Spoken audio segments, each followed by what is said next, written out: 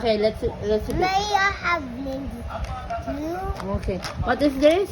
Sun, This? Mercury, Venus, Earth, Mars, Jupiter, Saturn, Uranus, Neptune, Ceres. What are these five?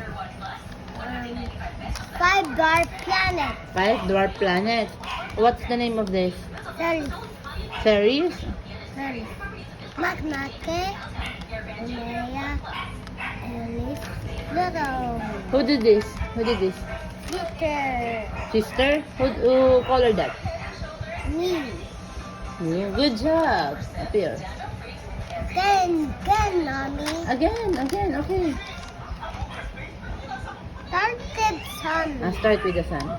Sun, Mercury, Venus, Earth, Mars, Jupiter, Saturn, Uranus, Neptune, Ceres, Makemake, Omega, Eris, Pluto. Good job. Up here.